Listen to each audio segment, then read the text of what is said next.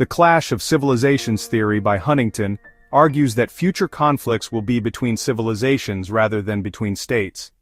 The main civilizations according to Huntington include the Western civilization represented by America and Europe, the Islamic world, the Confucian Chinese world, the Hindu world, and others.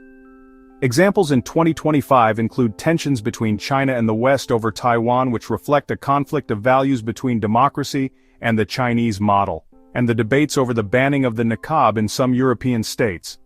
Cultural globalization raises the question of whether it unifies or fragments societies. On the positive side, cultures integrate, such as Indian restaurants in London or Turkish TV dramas in the Arab world.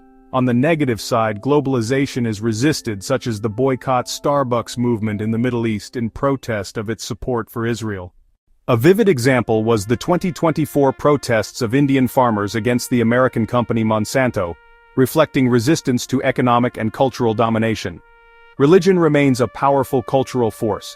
The most influential religions are Islam and Christianity as the most widespread, and Hinduism as the most nationally tied. Contemporary examples include Putin's use of the Orthodox Church to strengthen Russian identity and the role of Islamic movements in the politics of Turkey and Iran.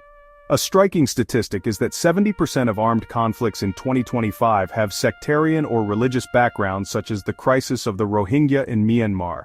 Challenges of culture in today's world are many. Migration and multiculturalism are evident in the migrant crisis between Poland and Belarus. The clash between authenticity and globalization appears in France's ban on Islamic dress in schools.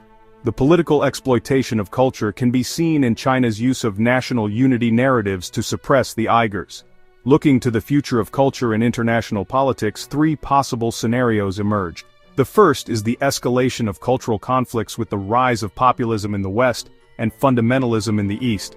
The second is the triumph of globalization, which erases cultural differences in favor of a uniform consumerist culture. The third is a reconciliatory model where strong local cultures coexist with moderate globalization, as in the case of Malaysia. A quick cultural map shows the West characterized by individualism and secularism, the Islamic world by a collective religious identity, and Asia by a balance between modernity and tradition. To understand cultural events, three questions help. What values are at stake, such as freedom of expression versus respect for beliefs?